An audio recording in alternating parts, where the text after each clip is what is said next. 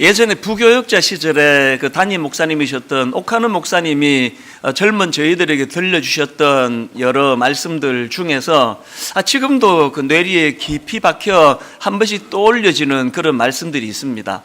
예를 들면은 그 목사님께서 그 신학생 시절에 이제 어느 교회에 교육준사로 부임을 하셨나 봅니다. 얼마나 거기에 열정을 다 쏟으셨던지 엄청 부흥이 일어났다고 제가 들었습니다. 그 몇십 명 모이던 그 아이들이 몇백 명으로 늘어나고, 그러니까 젊은 사역자 입장에서 신이 나가지고 거기에 다 올인을 하셨는데요. 문제가 뭐냐? 그 신학 공부하는 학생인데 너무 사역에 매진을 하다 보니 그 목사님 하시는 말씀이, 그때 그 몇 학년 몇 학기 한 학기를 온전히 신학 공부하는 일을 내가 소홀히 했다. 근데 그 다음 말씀이 너무 충격이었습니다. 그 몇 학년 몇 학기가 한 학기 공부를 조금 소홀히 했더니 지금까지도 아무리 이랬어도 그것이 회복이 잘 안 되더라. 그게 참 제게는 충격적인 말씀이었거든요. 지금도 되뇌어집니다. 오늘 이 순간 이 시기에 해야 되는 일들을 놓치면 이거는 그 팔로우 하기가 그만큼 어렵다는 그 메시지로 들려지다 보니까 늘 일상에서 최선을 다하는 것이 얼마나 중요한가를 저는 목사님의 음성이 들리는 것처럼 제게 교훈이 될 때가 있습니다. 또 그런가 하면 또 이런 말씀도 기억이 나는데요. 이제 은퇴를 얼마 남지 않은 그 기간에 목사님이 그냥 독백처럼 툭 던지신 말씀으로 기억을 합니다. 무슨 말씀을 하시는가 하니까, 이제 내가 목회가 뭔지 조금 알 것 말 듯한데 이제 목회가 뭔지를 좀 알 것 같으니까 내 시기가 끝나버렸다. 은퇴할 때가 되었다. 이게 제게 왜 충격이 되는가 하면 여러분 모두도 다 인정하시겠지만 옥하는 목사님은 적어도 제가 만난 이후로 제가 아는 바로는 곁눈질하면서 세월을 낭비한 적이 한 번도 없는 분이에요. 온전히 인생을 이 목양을 향하여 그거 하나만을 놓고 달려가고, 어떤 면에서는 자녀 교육도 좀 희생이 있고 가정도 돌보는 일이 좀 참 마음이 아프시고 그렇게 필요할 정도로 집중해서 한 곳을 향해 달려가신 그분도 시간이 모자란다는 거예요. 이게 참 충격이 됐는데 지금도 마찬가지입니다. 이게 인생의 재료가 이것도 결핍이고 저것도 부족하고 그래서 우리가 어려운 게 많은데 그 중에서 이 시간이 충분하지 않은 거, 이게 얼마나 우리로 하여금 긴장을 하게 만드는지 모릅니다. 그 생각을 할 때마다 저는 그 목사님의 육성이 막 들리는 것 같습니다. 제가 지난 송구 영신 예배를 마치고 우리 새아이에게 문자로 그 나폴레옹이 했던 경구 하나를 보내줬거든요. 이런 내용입니다. 오늘의 불행은 언젠가 내가 잘못 보낸 시간의 보복이다. 지난 연말부터 계속 이 나폴레옹의 경구가 제 마음에 되뇌어지는 겁니다. 오늘의 불행은 언젠가 내가 잘못 보낸 시간의 보복이다. 지나간 건 할 수 없고 오늘 내가 이 시간을 잘못 사용하면 더 나이가 든 어느 시점에서 그것이 나를 복수한다. 뭐로 의미하겠습니까? 하루하루 최선을 다해 살아가는 것의 중요함을 일깨우는 그런 경고 아닙니까? 그런가 하면은 새해 들어가지고 또 제 마음이 울림이 되는 영화 대사 하나가 또 있는데요. 인생을 낭비한 죄, 시간을 낭비한 죄. 이거는 그 빠삐용이라는 유명한 영화 대사에 나오는 한 대목인데요. 이제 그 주인공이 자기 아내를 죽였다는 억울한 누명을 쓰고 이제 감옥에 갑니다. 늘 그게 이제 억울하다 보니까요. 이제 깜빡 잠이 들었는데 꿈에 그 지옥의 재판관을 만납니다. 그래서 이제 꿈에서도 이제 호소를 하는 거예요. 재판관님, 저는 결백합니다. 저는 제 아내를 죽이지 않았습니다. 그랬더니 그 지옥의 사자가 하는 말이, 나도 안다. 그래, 너 사람 죽이지 않았다. 너는 살인과는 관계가 없다. 그렇다면 내가 무슨 죄로 이런 고통을 받아야 합니까? 그랬을 때 그 지옥의 재판관이 한 말이 이겁니다. 그것은 인생을 낭비한 죄, 시간을 낭비한 죄이다. 원래 들어와가지고 이 짧은 대사가 자꾸 내 마음에 되뇌어지는 겁니다. 시간을 낭비한 죄. 이런 것들이 자꾸 이제 제 마음에 되뇌이다 보니까 오늘 본문 에베소서 5장 16절 말씀도 자꾸 묵상을 하게 되는 겁니다. 세월을 아끼라 때가 악하니라. 이 때가 악하다는 이 표현이 뭘 의미하는지는 뭐 여러 의미가 있겠지만, 여러분, 이 세상이 악하면 악할수록 우리 시간 도둑질을 많이 해먹는다는 그 차원으로도 이 말씀을 읽을 수 있는 거 아닙니까? 오늘날 저는 이 시대 청년들이, 청소년들이 불행한 게 난 그거라고 생각합니다. 시대를 잘못 만나가지고 괜히 이거 무슨 스마트폰이니 이거 별 필요도 없는 이런 걸 만든 이후에 이 청소년 길을 보내다 보니 시간 도둑질을 얼마나 많이 당합니까? 이 뭐 정신을 차릴 수가 없습니다. 그건 어른들도 마찬가지예요. 세월을 아끼라 때가 악하니라. 여러분, 여기 나오는 아끼라 이 단어는 헬라어로 엑사고라조라는 단어인데요, 이 단어는 원래 사다, 대가를 지불하고 구해내다, 이런 뜻을 가진 단어입니다. 이게 뭘 강조하는 표현입니까? 그만큼 내게 주어진 시간이 소중한, 내 가진 모든 걸 다 주고 반드시 사야 되는 금은 보화와 같이 중요한 게, 그게 바로 내게 주어진 시간이다. 이걸 강조하기 위한 그 표현 아니겠습니까? 그러다 보니까 참 하나님께는 감사하는 일인데요, 요즘에 제 하루하루의 삶이 계속 이런 부분으로 좀 기도 제목이 떠올려지는 그런 상황입니다. 저희 어머니는 이제 연세가 96세가 되시다 보니까 이제 노심초사 막내 아들 위하는 마음밖에 없으신 것 같아요. 그래서 전화를 드리면 거의 매일 똑같은 말씀을 하세요. 연세가 이제 들어가시는 그런 특징이기도 한데요, 하여튼 전에는 안 그러셨거든요. 주를 위해 충성해라, 늘 충성해라, 이런 말씀하셨는데 요즘에는 전화만 드리면 힘들어서 어떡하니, 얼마나 힘드니, 계속 그런 말씀을 하세요. 죽을 것 같지, 이런 말씀도 하세요. 얼마나 힘드니 그러시면요, 제가 앵무새처럼 대사가 있습니다. 딱 두 마디 말씀을 드립니다. 첫 번째 마디가, 엄마, 우리나라 사람치고 이 정도 수고 안 하고 밥 먹는 사람 아무도 없습니다. 이게 내 첫 번째 드리는 말씀이고요. 그 다음 두 번째 드리는 말씀이 이겁니다. 엄마, 메뚜기도 한철인데 이렇게 필요할 때 있을 때 열심히 해야 되지 않겠습니까?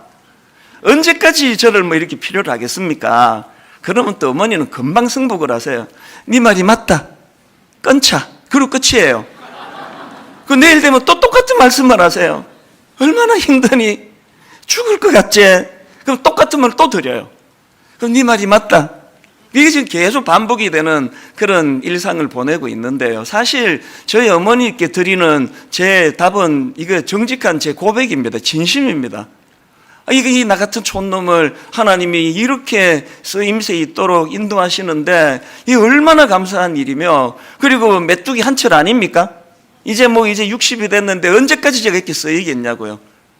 그래서 제가 요즘에는 이런 생각을 하면은 이게 이제 군가처럼 계속 이제 되뇌어지는 찬양이 하나 있는데요. 어두운 밤 쉬되리니 내 직분 지켜서 찬 이슬 맺힐 때에 즉시 일어나 해 돋는 아침부터 힘써서 일하라. 일할 수 없는 밤이 속히 오리라. 맨 끝에 하나 불러드리려고 처음부터 다 부른 거예요. 일할 수 없는 밤이 속히 오리라. 이게 요즘 제 마음에 계속 되뇌어지니까 일할 수 있는 이 현실이 너무너무 감사한 거예요. 옛날에는 사실 순장님이 이제 한 몇 년 하다가 목사님 이제 좀 지쳐서 쉬어야 되겠습니다 할 때 내가 불러주던 그 찬양이었는데요, 일할 수 없는 밤이 속히 오는데 조금만 더 힘내시죠, 그런 뜻으로 저 찬양을 제가 주로 많이 인용했는데요, 요즘에는 진짜 내 영혼에게 제가 부르는 찬양이에요. 감사로 부르는 찬양이에요. 일할 수 없는 밤이 속히 올 텐데 오늘도 이렇게 힘을 얻어 예배를 인도하고 말씀을 전하고 상담을 하고 우리 교역자들을 또 섬기고 이럴 수 있는 일이 얼마나 감사한 일인가. 그래서 일할 수 없는 밤이 속히 올 것이라는 것을 기억하면서 기회 있을 때 충성을 다하는 그런 종이 되기를 원한다. 이런 마음의 다짐을 계속 이제 하게 되는 것입니다. 이런 점에서 저는 오늘 본문 세월을 아끼라 때가 악하니라 이 말씀을 가지고 우리가 한번 좀 말씀을 돌아보고 점검해 보기를 원하는데요. 자, 여러분, 이 본문 전후의 말씀을 쭉 제가 살펴보다 보니까 하나님께서는 이 우리가 세월을 소중히 여기는 삶을 살기 위하여 몇 가지 그 지침이라 그럴까요? 우리에게 주시는 그런 말씀이 있는 것을 깨달을 수가 있습니다. 이것들을 좀 살펴보려고 하는데, 자, 첫째로요, 우리가 세월을 소중히 여기는 삶을 살기 위해서는 현재 자기의 삶을 주의 깊게 돌아보셔야 된다는 거예요. 현재 오늘의 내 모습을 주의 깊게 살펴보는 것으로부터 세월을 아끼는 이런 하나님의 은혜를 누릴 수 있게 된다는 겁니다. 에베소서 5장 16절에서 세월을 아끼라 때가 악하니라 이 말씀 바로 앞에 이런 말씀이 나옵니다. 15절 세 번역으로 보니까 그러므로 여러분은 어떻게 살아가야 할지를 살피십시오. 그 세월을 아끼라는 이 권면의 말씀이 나오기 전에 먼저 어떻게 살아야 할지를 살피라는 거예요. 헬라어로 보면 여기 나오는 살피라는 이 단어는요, 그냥 보다 살펴다 이 정도가 아니고 아주 주의 깊게 관찰하는 차원에서 살피는 겁니다. 저나 여러분이 나중에 나폴레옹처럼 유배지에 가가지고 돌이킬 수도 없는데 지금 내가 겪고 있는 이 여러 가지 것들이 너무나 후회된다는 그런 토로를 하기 싫으시면은 기회 있을 때 우리를 살펴야 돼요. 나 이렇게 살아도 되는지, 시간을 이렇게 낭비해도 되는지. 제가 이번에 미국에 가서 20대 초반에 대학 다닐 때 친구들을 몇 명을 만났더니요, 하나같이 제게 교훈이 되는 거예요. 한 친구가 하는 말이 이제 나이가 좀 들어가면서 너무너무 후회되는 게 뭐냐, 왜 그 쓰잘데없는 하나도 중요하지 않은 것에 그렇게 인생을 내가 낭비했는가. 대인관계도 이야기하더라고요. 조금만 품어버리면 되는데, 조금만 용납하면 되는데 그거를 시시비비를 가리느라고 그런데 에너지를 왜 이렇게 많이 낭비했는지 모른다고. 너무 와닿았습니다. 여러분, 우리를 살펴야 돼요. 이 소중한 시간을 아무것도 아닌 일에, 누구 미워하는 일에, 분노하는 일에, 세월을 아끼기 위해서는 지금 내가 어떻게 살아가고 있는지를 아주 주의 깊은 관찰력을 가지고 그렇게 자기를 살펴야 된다는 겁니다. 이 거북이는 느려도 행복하다, 이런 그 제목의 책이 있는데요.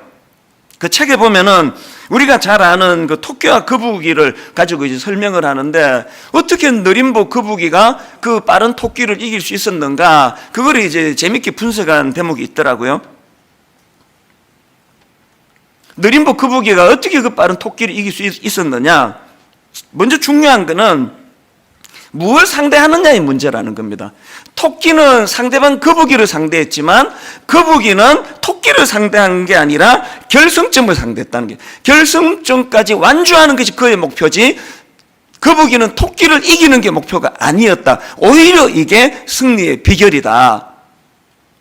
그러면서 이제 바로 연이어가지고 같은 맥락에서, 그러다 보니까 토끼는 계속 상대방 거북이를 의식하면서 시합에 임했지만 거북이는 상대방 토끼가 아니라 결승점을 향해서, 그의 시선은 항상 결승점에 고정이 되어 있었기 때문에 결국은 토끼가 거북이를 이길 수 없고 거북이는 토끼를 눌러 이길 수밖에 없었다. 이 간단한 또 뻔한 이야기지만 참 이게 주는 메시지가 저에게 많은 교훈이 됐습니다.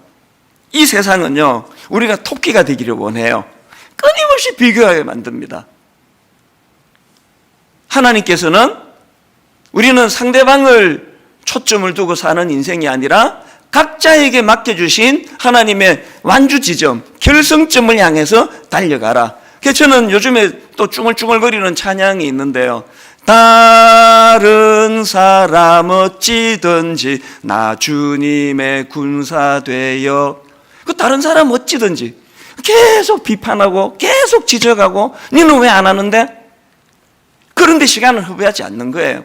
다른 사람은 어찌하든지 그건 그분과 하나님과의 관계고, 다른 사람은 어찌든지 나는 상관하지 않고 나는 주님의 군사가 되어 앞을 향해 달려가겠다. 이게 여기에 나오는 거북이의 모습이라는 겁니다. 그러다가 보니까 토끼는 늘 상대방을 의식하다 보니까 좀 빠르다 싶으면은 우월감에 빠져가지고 잠깐 그 경기 중에 얼마나 그거 무리한 짓이에요. 낮잠 막 자버리고. 그러다가 또 이제 시합에 지면은 또 그런 부류의 사람들은 내가 저런 것도 못 이겼다고 막 열등감에 빠져가지고 우울하고, 그게 인생이거든요. 하나님은 우리가 토끼가 아니라 거북이가 되기를 원한다는 겁니다. 그래서 묵묵하게 자기의 걸음으로 그렇게 목표를 향하여 한 걸음 한 걸음 가다가 보면은 어느덧 그 느림부 거북이 같은 우리 인생도 토끼 이상으로 그렇게 인생의 기쁨을 맛볼 수 있게 된다. 근데 그 책을 읽으면서 참 그렇게 도전을 받았던 기억이 있습니다. 그러고 보니까 예수 그리스도를 믿는다는 것은 토끼가 되라는 세상에서 거북이로 살아가는 것 같아요. 그 대표적인 케이스가 바로 사도 바울 아닙니까? 그는 예수 그리스도를 만난 이후로 빌립보 3장 12절 내가 이미 얻었담도 아니요 온전히 이루었담도 아니라, 내가 이미 얻었담도 아니요 온전히 이루었담도 아니라 오직 내가 그리스도 예수께 잡힌 바 된 그것을 잡으려고 달려가노라. 예수 믿는 사랑하는 성도 여러분 이렇게 살고 계세요? 무엇으로 에너지를 이렇게 낭비하고 계십니까? 우리 애보다 옆집 애가 이번에 좀 더 좋은 학교 들어간 것 때문에 계속 거기에 에너지가 지금 소진되고 있는 분 계시면은 오늘 마음을 다 잡으시면 좋겠습니다. 하나님, 우리 아이의 상대는 옆집 아이가 아니라 우리 아이의 상대는 결승점입니다. 우리 아이가 속도가 얼마나 느린지 얼마나 빠른지 거기에 내가 관여하지 않고, 저는 우리 아이가 목표를 향하여 달릴 수 있는 그런 자녀가 되도록 하나님께 기도하며 하나님을 의지하기 원합니다. 이게 오늘 본문에서 우리가 얻어야 되는 메시지라는 것입니다. 그런가 하면 두 번째로, 여러분, 우리가 이 세월을 소중히 여기는 삶을 살기 위해서는요, 이 주의 뜻이 내 삶의 기준이 되고 있는지를 늘 돌아보셔야 합니다. 주의 뜻이 삶의 기준이 되지 않는데 열심히 사는 삶, 이게 가장 허무한 인생입니다. 16절과 17절을 연속으로 한번 보시겠습니까? 우리 화면에도 나오니까요. 우리 합심해서 이거 한번 같이 한번 읽어보십니다. 16절 17절 시작. 세월을 아끼라 때가 악하니라. 오직 주의 뜻이 무엇인지 이해하라. 여러분, 지금 세월을 아끼라는 이 말씀 바로 이어 나오는 게 뭐냐 하니까 오직 주의 뜻이 무엇인지를 이해하라는 겁니다. 여기 나오는 이해하라는 단어는 원어로 보면은 이 종합적인 판단을 내릴 수 있는 그런 능력 차원에서의 이해예요. 종합적인 판단을 가지고 이해하는 이해력, 이게 얼마나 중요합니까? 제가 앞에서 언급했던 거북이는 느려도 행복하다 그 책에 이런 내용이 나옵니다. 한번 내용을 들어보십시오. 오늘날 토끼 같은 청춘들이 얼마나 많은가. 그들은 이리 뛰고 저리 뛰고 열심히 무언가를 위해 달리지만 자신이 어디로 가고 있는지에 대한 방향을 잃어버렸다. 비전이 없다는 것은, 잘 들어보세요. 비전이 없다는 것은 목적지를 알지 못하고 태평양 한가운데에서 그저 노를 젓고 있는 모습과도 같다. 너무나 제게 와닿는 말씀입니다. 목적지를 알지 못하고 태평양 한가운데서 그저 노를 젓고 있는 모습, 이게 주님의 뜻이 자기 삶의 기준이 되지 않은 채 열심히만 사는 사람들이 가지는 허무예요. 태평양 바다에서 막 열심히 노를 젓는데 뭐 왔다 갔다 그 자리예요. 방향이 없는 거거든요. 사도 바울이 다메섹 도상에서 예수님을 만난 이후로 그 인생의 결정적인 삶의 변화가 이거 아닙니까? 사도행전 20장 24절 얼마나 뚜렷한 방향과 목표와 목적이 있었던지 이렇게 고백합니다. 내가 달려갈 길과 주 예수께 받은 사명 곧 하나님의 은혜의 복음을 증언하는 일을 마치려면 나의 생명조차 조금도 귀한 것으로 여기지 아니하노라. 여러분이 하나밖에 없는 자기 목숨을 난 이것을 위하여 난 던질 준비가 되어 있다, 이런 확신을 가진 그 무엇을 발견한 인생, 행복한 인생 아닙니까? 지금 이 코로나 바이러스를 위시해가지고 전 세계적인 지금 혼란, 이거는 지금 표류하는 배와 같습니다. 왜 이렇게 두려운 거예요? 저 목회 30년 동안에 이렇게까지 예배가 흔들거려 본 적은 전 세계적으로 일어나고 있는 이런 현상은 정말 두려운 일이에요. 왜 이렇게 두려우세요? 한치 앞을 모르니까요. 예배 왔다가 누가 이걸 옮길지 모르니까. 그냥 두려운 거예요. 공포스러운 거예요. 그저께 저랑 가깝게 지내는 어떤 교수님이 이 시대 현상을 참 역시 전문가들은 달라요. 딱 세 줄로 딱 분석한 글을 제게 보내왔습니다. 딱 첫 줄이 이렇습니다. 모든 시대. 화면으로도 좀 부탁을 했거든요. 모든 시대. 권위자가 있던 시대. 포스트 모던 시대. 이 시대죠. 포스트 모던 시대. 권위가 상대화되는 시대. 포스트 모던 시대. 각자가 신이 되는 시대. 딱 이 하나로 이 시대 현상을 설명을 했더라고요. 그런 뉴스 신문 기사 다 읽으셨겠지만요. 2000년대 이전에는 이런 종류의 바이러스를 듣지도 보지도 못했다는 거예요. 왜 자꾸 이런 일이 발생을 하는 겁니까? 각자가 신이 돼버리니까요. 각자가 기준이 돼버리니까요. 절대적인 어떤 중심이 없다가 보니까 태평양 바다에서 노는 열심히 졌는데 어디로 가는지 아무도 몰라요. 이것이 집단화가 되니까 저는 너무 공포스러운 게요. 이거야 이제 또 곧 끝나겠죠. 어떤 괴물 같은 게 또 치고 들어올지, 무엇이 우리를 위협할지 알 수 없는, 한 치 앞도 알 수 없는 이런 시대가 돼버린 게 왜 그러냐? 저는 이게 잠언 21장 5절에서의 말씀과 맥락이 있다고 생각하는데요. 잠언 21장 5절을 보십시오. 부지런한 자의 경영은 풍부함에 이를 것이나 조급한 자는 궁핍함에 이를 따름이니라. 보통 우리가 알기로 부지런한 거에 반대되는 개념은 게으른 거 아닙니까? 부지런한 자에 반대되는 개념은 게으른 자인데요. 여기 보니까 부지런한 자의 반대 개념이 조급한 자라는 거예요.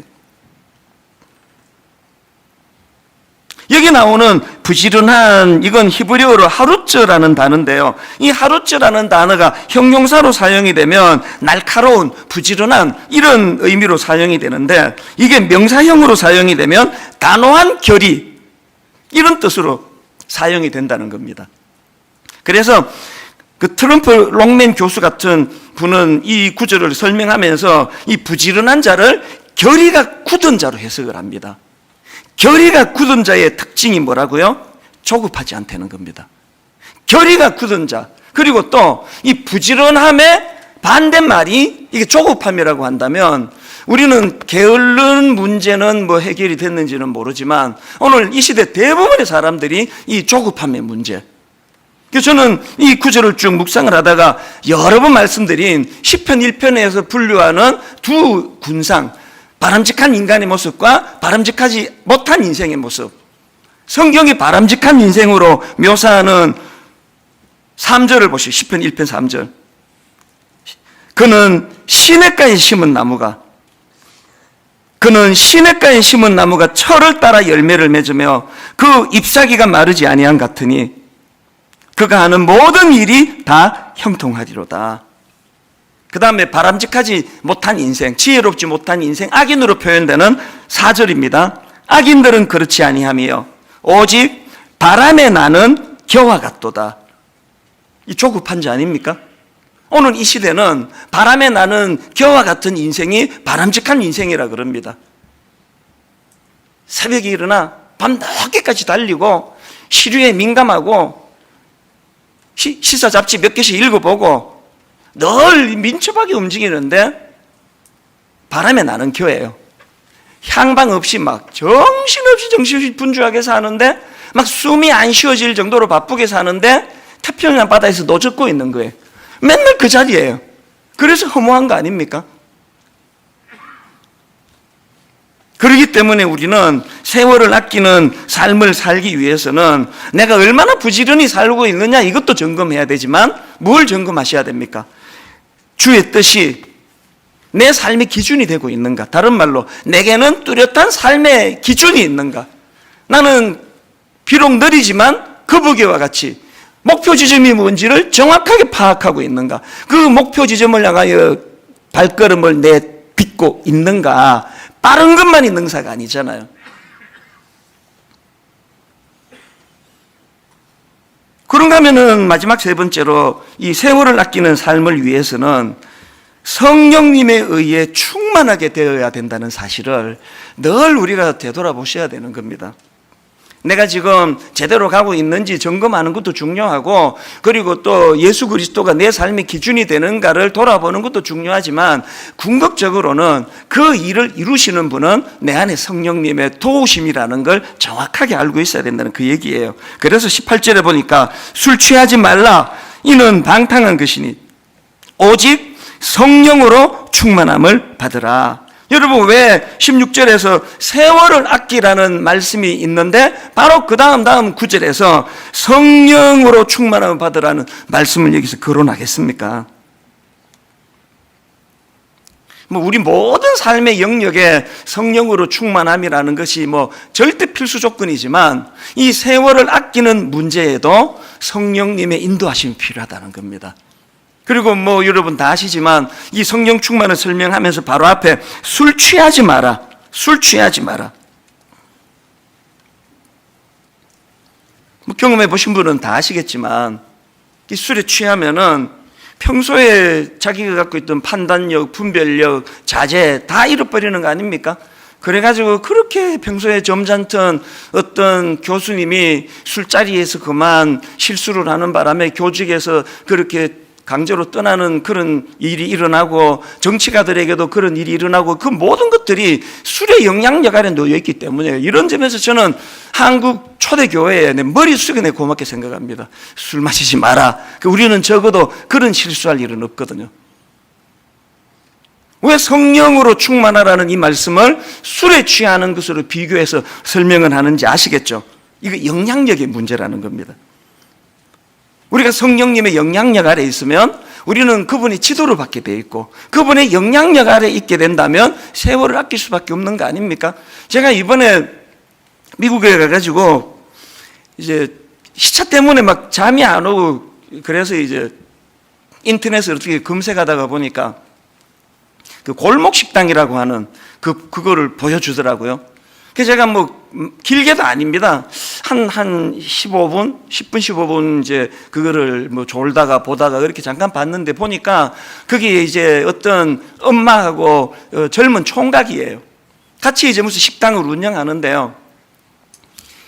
지금 백종원 씨 그 일을 이제 도와주는 백종원 씨가 딱 보니까 이 아들이 의욕이 없는 겁니다. 그래서 이 주머니에 손 넣고 계속 으실렁거리고 뭐를 해도 그 의욕이 없고 그러니까요. 그래서 이제 제가 딱 본 그 프로에서 막 엄청나게 혼을 내는 공개적으로 얼굴이 화끈거릴 정도로 뭐 하고 있느냐고, 이렇게 의욕이 없어서 무엇에 쓰이겠냐고 막 그렇게 야단을 치니까요. 그 젊은 총각이 얼마나 마음이 쓰이겠습니까? 그래서 막 변명을 하니까 더 야단을 치더라고요. 막 그렇게 야단치다가 그 백종원 씨가 가고 나니까 그 아들이 이제 우는데요. 내 마음이 너무 아팠어요. 참 이 시대에 이 밥 먹고 살기가 진짜 어려운 거구나. 수도 그 부엌에 수도 물 켜놓고 막 계속 그렇게 울더라고요. 그 하나밖에 없는 아들이 그렇게 꾸지람 듣고 우니까 엄마 마음이 어떻겠습니까? 엄마가 등 두드려주고 어떡하니 그렇게 달래는 그 대목이 저한테 참 마음이 찡했는데요. 근데 그 아들이 울면서 왜 그렇게 우느냐 그러니까 하는 말이 이게 또 마음이 아파요. 자기가 전에는 인생에 어떤 의욕도 있었고 계획도 있고 그랬는데 내가 어쩌다 이런 거 다 잃어버리게 된지 모르겠다고, 어쩌다가 내가 이러고 있나, 그래서 그렇게 운다고 그런 요지의 이야기를 하더라고요. 근데 맨 마지막에 그 아들이 한마디 하는 말이 속이 후련하다는 겁니다. 그 꾸지람 듣고 정신이 번쩍 든다고. 거기까지 보고 이제 제가 이제 지난주에 한국으로 돌아와가지고 막 찾아가지고 봤어요. 어떻게 됐는가. 대반전이 일어났습니다.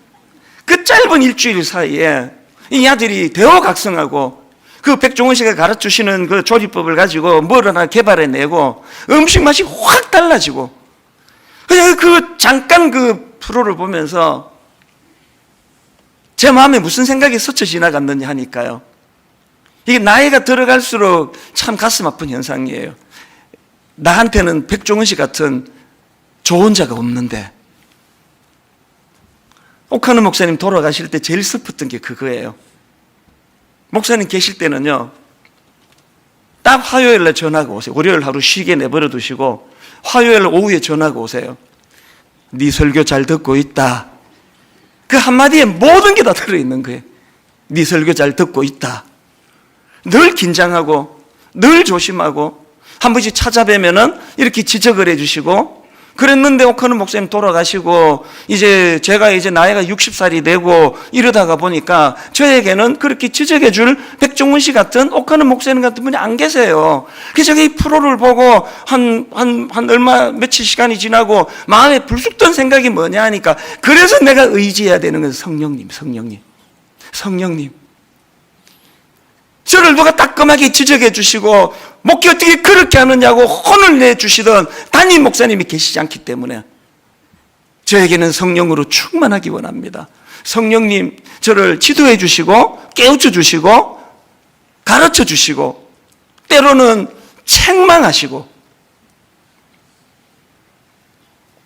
여러분, 저는요, 내 인생의 마지막에 나폴레옹처럼 유배지에서 오늘의 불행은 언젠가 내가 잘못 보낸 시간의 보복이다, 이런 무기력한 소리 하면서 인생을 끝내고 싶지 않습니다. 누가 그러고 싶겠냐고요. 기회가 없는데, 유배지인데. 오늘 하나님께 우리에게 다시 기회를 주시기 때문에 저도 힘을 낼 것이고요, 오늘 말씀 듣는 모든 성도님들도 같이 힘을 내시기를 원합니다.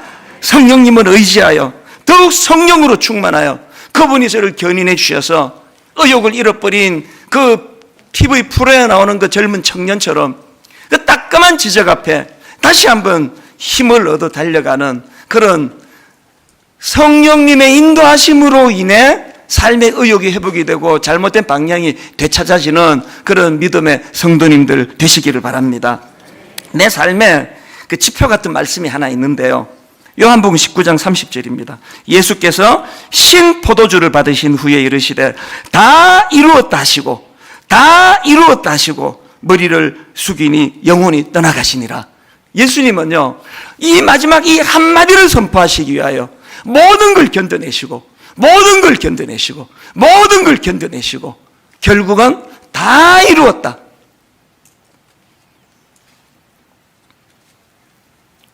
이번 멕시코 집회하고 미국 집회는 아마 30년 내 목회 중에 제일 힘든 기간이었던 것 같아요.